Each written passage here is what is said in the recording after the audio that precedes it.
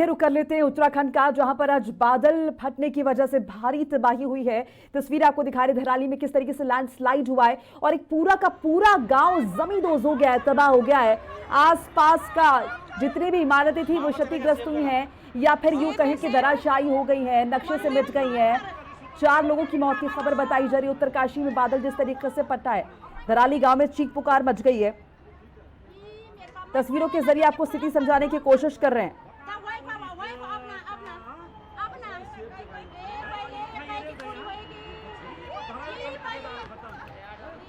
और हमारे साथ इस बीच भाजपा के सांसद त्रिवेंद्र सिंह रावत जुड़ चुके हैं। त्रिवेंद्र जी, बहुत बहुत स्वागत है आपका हिंदी खबर में। बेहद दुर्भाग्यपूर्ण ये पूरी घटना। धन्यवाद। निश्चित रूप से बहुत ही हृदय विदारक ये घटना घटित हुई है। आपदा है, क्लाउड बस्टिंग के कारण ये सब कुछ हुआ है और जिसने भी देखा, जो भी सुन रहा है, तो दहलाने वाली घटना है। जिस तरह के विजुअल्स सामने आए हैं वो काफ़ी कष्ट पहुंचाने वाले हैं। काफ़ी ये कहना चाहिए कि कोई भी जो संवेदनशील लोग हैं उनको भी इससे काफ़ी बड़ा एक तरह से कहना चाहिए कि सदमा कह सकते हैं, उनको सदमा लगा है। त्रिवेंद्र जी, अभी तक क्या कोई आंकड़े मिल पाए हैं तकरीबन कितने लोग प्रभावित हुए होंगे यहाँ पर, क्योंकि ये कहा जा रहा है कि पूरा का पूरा एक गांव है जो इसकी चपेट में आ गया है।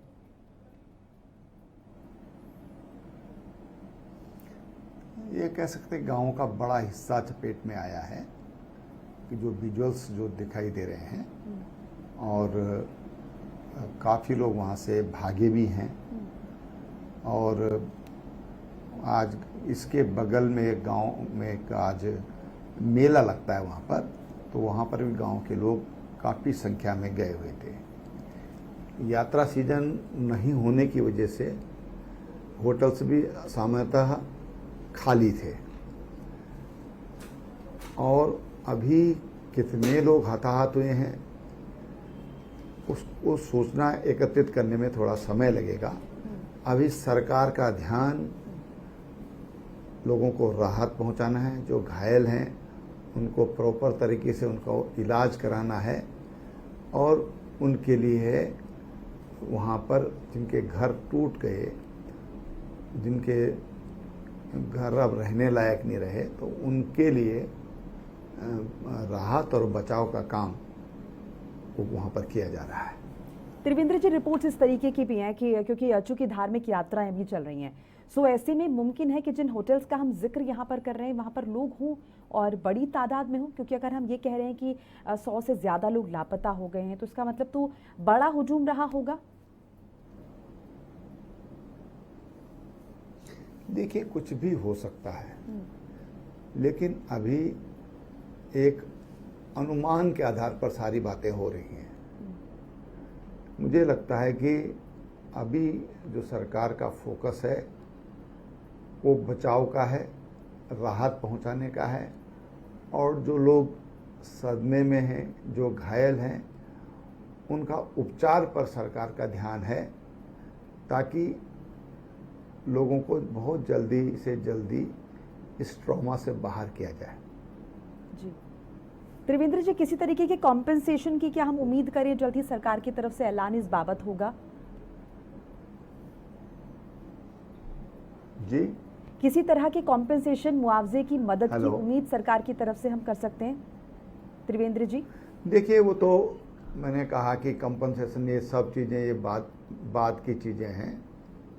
पहली प्राथमिकता उन लोगों को उपचार करने की है। जो लोग बेघर हो गए हैं उनको राहत पहुंचाने का, उनके रहने की, खाने की, ठहरने की व्यवस्था, ये पहली प्राथमिकता। ये अभी ये विषय हैं, उसके मानक हैं, मानकों के अनुसार वो मदद दी जाती है और वो जो भी पात्र लोग होंगे उनको उसकी मदद मिलेगी। जी। एंड जिस तरीके से हम देख रहे हैं कि तमाम जो रेस्क्यू टीम्स है युद्ध स्तर पर वो काम कर रही हैं और केंद्र सरकार लगातार राज्य सरकार के साथ संपर्क में है, तो क्या कुछ और एक्स्ट्रा टीम्स जो हैं रेस्क्यू की वो मदद के लिए रवाना और हुई हैं केंद्र सरकार की तरफ से? देखिए, माननीय प्रधानमंत्री जी ने, माननीय गृह मंत्री जी ने राज्य के मुख्यमंत्री से बातचीत की है और वो लगातार संपर्क में है। मैं जानता हूँ कि हमारे चाहे प्रधानमंत्री जी हों, गृह मंत्री हों, बहुत ही संवेदनशील हैं, क्योंकि जब मैं सीएम था तो उस समय भी एक इस तरह की आपदा आई थी रेणी गांव में, और माननीय प्रधानमंत्री जी दिन में कम से कम 3 बार मुझसे फीडबैक लेते थे जी। कि भाई क्या हालत है, कैसा है, क्या मदद हो सकती है, किस तरह से इसको कम किया जा सकता है। तो लोग अपनी तरफ से, माननीय प्रधानमंत्री जी उसमें पूरी तरह प्रयासरत हैं और पूरी तरह राज्य के संपर्क में हैं। एक और चीज़ मैं समझना चाहूंगी आपसे त्रिवेंद्र जी, अभी हमने पूर्व सीएम से भी बात की थी, हरीश रावत साहब से। उनका कहना था कि पिछले दिनों में लगातार इस तरह की घटनाओं में इजाफा हुआ है, तो ऐसे में क्या कोई रणनीति इस तरीके की नहीं अख्तियार हो सकती है या आपदा प्रबंधन टीम के साथ मिलकर, जिससे कुछ जो है क्लू मिल पाए पहले से कि इस तरीके की आपदा आने वाली है, इस तरीके की दुर्घटना होने वाली है, ताकि हम मिनिमाइज कर पाएं इसके असर को, जान माल के नुकसान को? देखिए, इस तरह का अभी तक कोई भी वैज्ञानिक तरीका इसके लिए नहीं निकला है जिससे कि हम लोगों को बता सके कि ऐसा है। इसके लिए अभी इस तरह की कोई टेक्नोलॉजी डेवलप नहीं हुई है और इसीलिए इसको दैवीय आपदा कहा गया है, इसीलिए इसको दुर्घटना कहा गया है कि इसका पहले से पूर्वानुमान ये अभी लगता नहीं है कि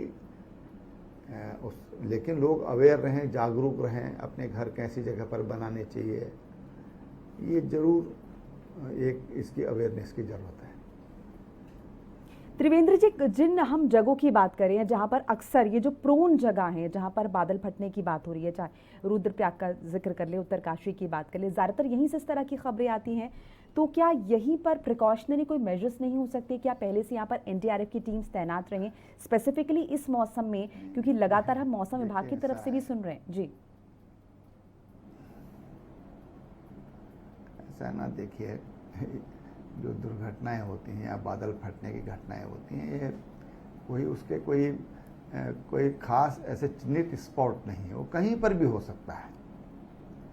ये कि उत्तरकाशी में हुआ या दूसरी जगह पे हुआ, ये कहना और उससे अनुमान लगाना ये कठिन काम है, नामुमकिन है, क्योंकि ये तो एक प्राकृतिक समस्या है जी। वो कब कहाँ पर क्या हो जाए। लेकिन अगर लोग अवेयर रहें, जागरूक रहें, जिसके लिए सरकार निरंतर प्रयासरत रहती है, तो अवेयरनेस से कुछ इसका समाधान हो सकता है। त्रिवेंद्र जी, ये भी कहा जा रहा था, हरीश रावत जी से बातचीत जब हुई थी तो उन्होंने भी कहा कि कहीं ना कहीं अनप्लान जो डेवलपमेंट है वो इसके लिए जिम्मेदार हो सकता है। डेवलपमेंट तो ज़रूरी है, लेकिन शायद वो उस तरीके से नहीं हो रहा है जैसे होना चाहिए, और इसीलिए कहीं ना कहीं हम इसे कह सकते हैं कि प्रकृति के साथ खिलवाड़ और उसके बाद नतीजा सबके सामने। आप कितना इत्तेफाक रखते हैं इस बात से? देखिए, ये मुझे लगता है कि ये डिस्कशन का समय नहीं है, लेकिन आपदाओं का जो इतिहास है उसको अगर हम पढ़ेंगे, समझेंगे, तो उसमें से कुछ रास्ता निकल सकता है। जी त्रिवेंद्र जी, अभी तक क्या कुछ रफ नोट पे आपको लगता है, क्योंकि 4 लोगों की मरने की खबर अभी तक आई है, आपको लग रहा है कि रेस्क्यू ऑपरेशन ये कब तक पूरा चलेगा अपने अनुभव के हिसाब से, क्योंकि इस तरह की घटना? जिलाधिकारी ने 4 मृतकों की खबर अभी 1 घंटा पहले दी है जी। लेकिन सही जो सूचना है एकत्रित करने में थोड़ा वक्त लगेगा। मुझे लगता है इसका इंतजार करना चाहिए, तभी कुछ सही आकलन आ सकता है और सही जानकारी आ सकती है। त्रिवेंद्र जी, एक और चीज़ है कि लगातार ये भी कहा जा रहा है कि 2013 में जो हमने आपदा देखी केदारनाथ वाली, जो भयावह तस्वीरें वहाँ से आई, जो आज भी हमारे जहन में ताज़ा हैं, उसके साथ इसका कहीं ना कहीं तुलना की जा रही है इस दुर्घटना की। क्या आपको भी लगता है सर?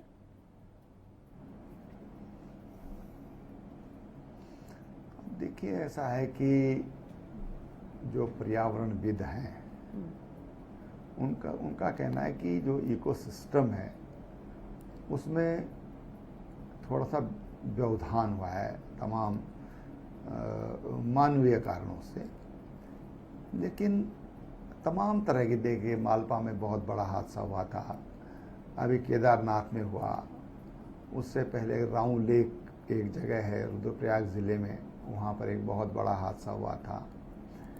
उससे और पीछे जाएं हम लोग तो बिरही का एक बाढ़ आई थी, उसमें बहुत बड़ा हुआ था। 1951 में जाएंगे तो पूर्वी नयार की एक और पश्चिमी नयार, उस पर बहुत बड़ा हादसा हुआ था।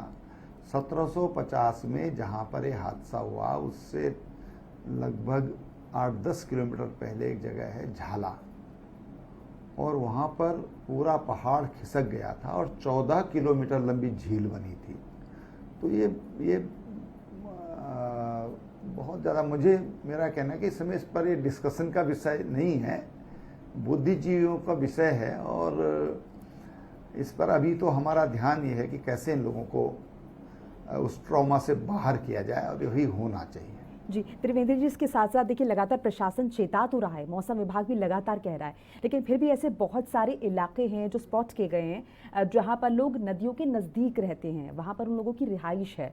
अब क्योंकि इस घटना के बाद तो जाहिर है चिंता और भी ज़्यादा बढ़ जाती है, तो ऐसे में उन लोगों के लिए क्या किया जा रहा है?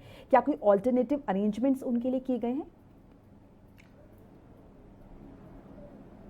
देखिए, आप उत्तराखंड में और पहाड़ी राज्यों में देखेंगे कि जितना भी डेवलपमेंट हुआ है वो नदी घाटियों में हुआ है, नदियों के किनारों में हुआ है। और देश में भी अगर आप देखेंगे तो हमारे तमाम जितने बड़े शहर हैं, आप देखिए गंगा का किनारा देखिए, यमुना का किनारा देखिए, ब्रह्मपुत्र का किनारा देखिए, नर्मदा देखिए, कावेरी देखिए, या जो पाकिस्तान में चला गया सिंध है, तमाम जो हमारी जो सभ्यता का जो विकास हुआ है वो नदियों के तटों पर हुआ है, नदियों के किनारों पर हुआ है। तो नेचुरल है कि मनुष्य का जो पानी है उनसे ज़रूरत भी पूरा होती है, और एक निकटता का भाव है। लेकिन मुझे लगता है कि इसमें अवेयर करने की ज़रूरत है लोगों को कि नदियों के किनारे भी अगर हम बसते हैं तो कितनी दूरी पर बसना चाहिए, कितनी ऊंचाई पर बसना चाहिए, कौन सी जगहों पर बसना चाहिए। और ये दिक्कतें हैं। अगर आप देखेंगे तो श्रीनगर, जो कभी गढ़वाल राज्य की राजधानी रही, पूरी बह गई थी। तो इस तरह के तमाम हादसों का और एक इतिहास रहा है जी। तो ये मैंने कहा कि इस समय मुझे लगता है कि डिस्कशन इस पर ज़्यादा जरूरी नहीं है, ज़्यादा ज़रूरत है कि हम राहत पर फोकस करें। त्रिवेंद्र जी, लेकिन वो लोग कह रहे हैं कि उनके पास अरेंजमेंट्स नहीं है, जो बहुत सारे लोग आसपास रहते हैं, और जाहिर है वो सरकार की तरफ टकटकी लगाए देख रहे हैं कि वो अगर अरेंजमेंट्स उन्हें मिल पाए, क्योंकि अपना पुराना एक पुश्तैनी घर छोड़ना ये लोगों के लिए मुश्किल होता है। तो ऐसे में मैंने कहा ना, देखिए मेरा ये कहना है कि इस समय ये डिस्कशन का विषय नहीं है। इस समय हमारा फोकस पूरी तरह जो लोग घायल हैं उनकी मदद करना होना चाहिए, और जो लोग बेघर हो गए हैं उनको सुरक्षित रखना होना चाहिए। ये हमारा ध्यान होना चाहिए। मैं समझता हूँ कि आज इतनी बात पर्याप्त होगी। जी त्रिवेंद्र जी, बहुत बहुत शुक्रिया हमें वक्त देने के लिए। उम्मीद करते हैं कि ये घटना उतनी भयावह ना हो जितनी 2013 की घटना थी।